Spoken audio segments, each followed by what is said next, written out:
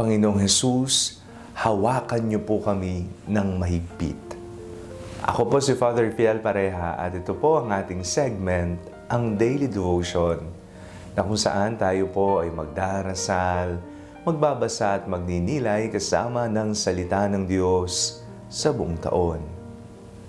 Manalangin tayo. Sa ngalan ng Ama, ng Anak at ng Espiritu Santo. Amen. Halina, banal na Espiritu, liwanagan mo ang aming puso at isip nang maunawaan at may sa buhay namin ang iyong salita. Amen. Our Bible passage for today is from the Gospel of St. Mark chapter 5, verses 25 to 34, and I read it for you. Now there was a woman who had been suffering from hemorrhages for 12 years. She had endured much under many physicians and had spent all that she had, and she was no better, but rather grew worse. She had heard about Jesus and came up behind him in the crowd and touched his cloak. For she said, "If I but touch his clothes, I will be made well." Immediately her hemorrhage stopped, and she felt in her body that she was healed of her disease. Immediately aware that power had gone forth from him, Jesus turned about in the crowd and said, "Who touched my clothes?" And his disciples said to him, "You see the crowd pressing in on you.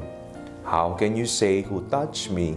He looked all around to see who had done it. But the woman, knowing what happened to her, came in fear and trembling, fell down before him, and told him the whole truth. He said to her, "Daughter, your faith has made you well. Go in peace and be healed of your disease." Mayroon pong himala sa paghawak. May himala kapag tayo po ay hinawakan ng Diyos. Sa ating pong binasang ebanghelyo, napakinggan po natin na napakaraming tao.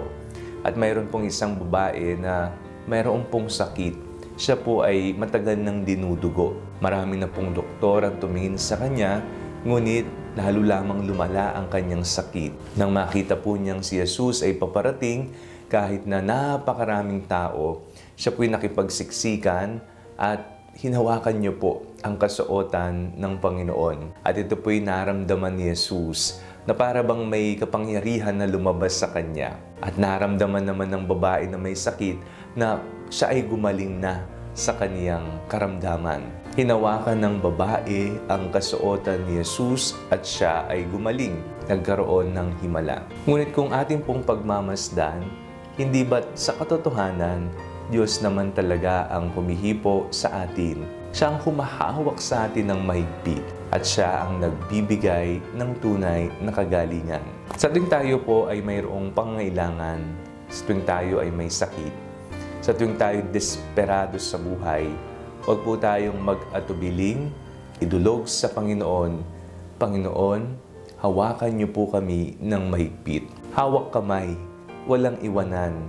Di ba't yan naman ang pangako ng ating Panginoong Jesucristo sa atin? Bago siya lumisan at bumalik sa Ama, pinangako niyang siya ay sumasa atin hanggang sa kahuli-hulian ng panahon. Kaya naman po kung ang Diyos ay patuloy na kumakapit sa atin, sana po wag po tayong bibitaw. Palalimin ang ating pananampalataya sa Kanya. Hawak kamay hanggang sa kahuli-hulihan. Manalangin tayo. Panginoong Jesucristo, yakapin niyo po kami ng mahigpit.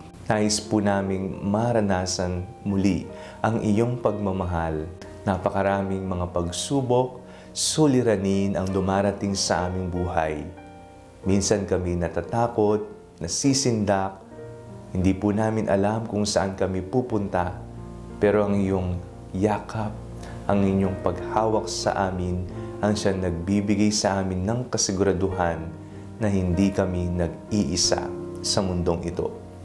Amen. Sa ngalan ng Ama, ng Anak at ng Espiritu Santo. Amen. Huwag po ninyong kalimutang i-like ang video ito. Mag-comment po kayo and share it with your family and friends. Ang Panalangin Bago Matulog ay may sariling Facebook page na po. Huwag niyo pong kakalimutang mag-like at mag-follow dito, and do not forget to subscribe to our YouTube channel. I-click niyo lamang po ang link na nasa description ng video ito. O kaya naman po, just search Father Fiel Pareha. God bless you po.